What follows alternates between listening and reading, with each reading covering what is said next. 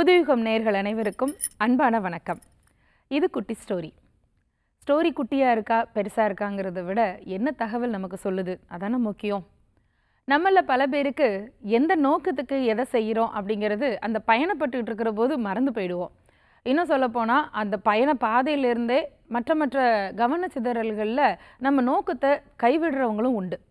சரி, இப்போ என்ன கதை அப்படின்னா, ஒரு ஊர், அந்த ஊரில் ஒரு கல்வி அதிகாரி, அதாவது சீஃப் எஜுகேஷனல் ஆஃபீஸர் அப்படின்னு சொல்லுவோம் இல்லையா, சிஇஓ, அப்படி அந்த பதவிக்கு ஒருத்தர் வராரு. அவர் நல்ல அனுபவசாலி, ரொம்ப புத்திசாலி தான். அந்த ஊருக்கு வந்து சேர்றாரு. அங்கே மாவட்ட ஆட்சித்தலைவர் ஒரு உத்தரவு போட்டிருக்காரு, ஒரு ஸ்டாண்டிங் ஆர்டர். வருஷம் அங்கே இருக்கிற அரசு பள்ளி மாணவ மாணவிகளுக்கு ஒரு வினாவிடை நடத்தணும், அதாவது குவிஸ் போட்டி.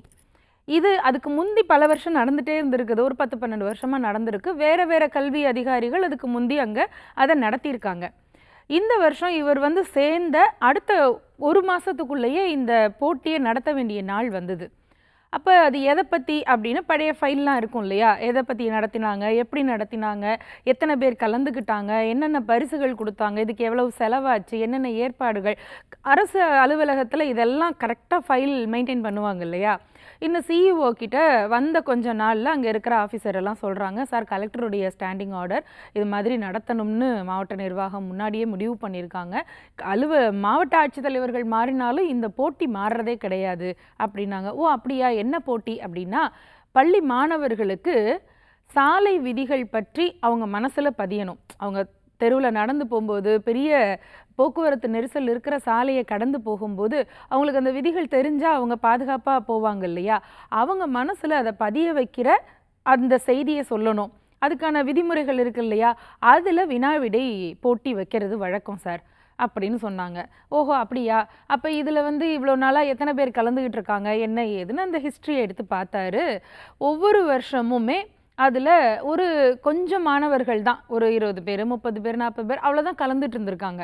இவங்க நிறைய விளம்பரம் பண்ணியிருக்காங்க, பல பள்ளிக்கூடங்களுக்கு கடிதம் எழுதியிருக்காங்க, சர்க்குலர் போட்டிருக்காங்க. ஆனாலும் கூட குறைஞ்ச அளவுக்கு தான் கலந்துட்டு இருக்காங்க. 4 பேர் 3 பேர் தான் பரிசே வாங்கியிருக்காங்க. அப்போ எங்கேயோ ஒரு தவறு நடந்திருக்கே, என்ன பிரச்சனை அப்படின்னு இவர் கொஞ்சம் அதை நுணுக்கமாக பார்க்க ஆரம்பித்தார். அப்போ தான் தெரிஞ்சுது பல பேருக்கு அது போய் சேரலை அப்படிங்கிறது ஒரு விஷயம். ரெண்டாவது, இந்த கேள்விகள் ரொம்ப கஷ்டமாக இருந்திருக்கு, குழந்தைகளுடைய அளவுக்கு இருக்கணும் இல்லையா, அது ரெண்டாவது விஷயம்.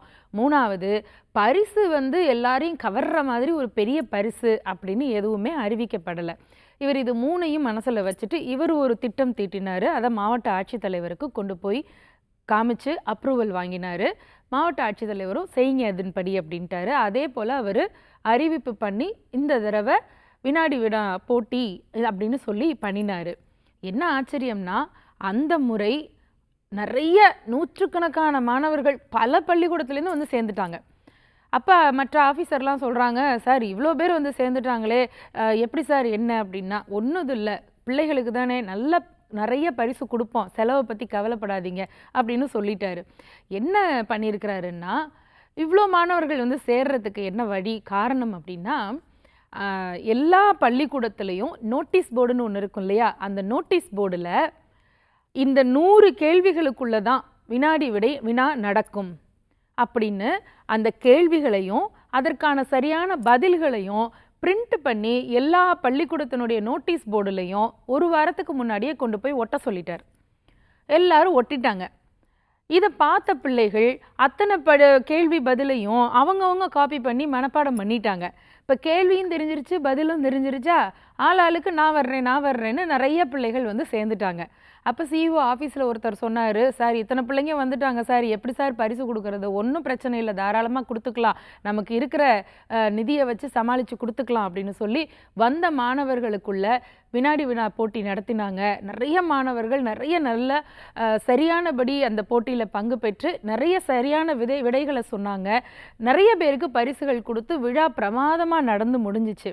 அப்போ கேட்டாங்க, எப்படி சார் உங்களால் மட்டும் இவ்வளோ கூட்டத்தை சேர்க்க முடிஞ்சிச்சு அப்படின்ன போது அப்போ அவர் சொன்னார், இது போட்டி இல்லை, போட்டிங்கிறது வேற, அதில் வந்து ரொம்ப நம்ம இருக்கிறவங்கள ஃபில்டர் பண்ணி கொண்டு போகணும். இந்த வினாடி வினா போட்டியினுடைய நோக்கம் என்ன, சாலை விதிகள் என்னென்ன, அதை எப்படி கடைப்பிடிக்க வேண்டும் என்கின்ற செய்தி மாணவர்கள் மனசுல போய் பதியணும். அவ்வளோதான் நம்முடைய நோக்கம். இதில் பிள்ளைகள் கொஞ்சம் பேர் வந்தாங்களா, பரிசு வாங்கினாங்களா, இது இல்லை. அவங்களுக்கு உள்ள கேள்வியும் பதிலும். இப்போ நம்ம அத்தனை பேருக்கும் கேள்வியும் பதிலையும் அனுப்பினதுனால எல்லாரும் என்ன பண்ணிட்டாங்க, அதை முழுக்க உட்காந்து படிக்க ஆரம்பிச்சாங்களா. 100க்கு 100 மார்க் வாங்கின 100 கேள்வியும் சரியாக சொன்ன மாணவர்கள் எத்தனை பேர் இதில் இருந்தாங்க. இப்போது நம்முடைய நோக்கம் சாலை விதிகள் மனசில் போய் மாணவர்களுக்கு பதியணுங்கிறது தான். நம்ம மாவட்டத்தில் இத்தனை குழந்தைகளுக்கு இனிமேல் சாலை விதிகள்னா என்ன ஏது, அதை எப்படி நம்ம ஃபாலோ பண்ணணும்னு அவங்க ஆயுசுக்கும் மறக்கவே மறக்காது. அடுத்தடுத்த வருடங்கள் போட்டிகளில் பாருங்க, இன்னும் அதிகமான குழந்தைகள் கலந்துக்குவாங்க அப்படின்னு பெருமையோடு சொன்னாராம். போட்டி நடத்துறது, அதில் வர்றவங்களையெல்லாம் ரொம்ப ஸ்ட்ரிக்டாக இருந்து அவங்கள பரிசுக்கு தேர்ந்தெடுக்கிறது, இதெல்லாம் ஒரு பக்கம் இருந்தாலும் என்ன நோக்கத்துக்காக போட்டி நடத்தப்படுது அப்படிங்கிறத யோசிச்சு பண்ணினா அதுக்கான பலன் நல்லாவே இருக்கும். அதிகாரிகள் மட்டுமல்ல, நாமும் நம்முடைய வாழ்க்கையில் எந்த நோக்கத்துக்காக பயணிக்கிறோம் அப்படிங்கிறத யோசித்தால் வெற்றி நிச்சயம். நன்றி.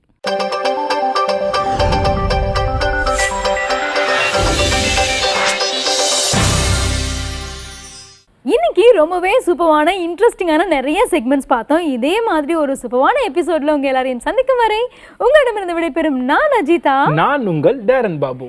இது யுகம் கனெக்ட்.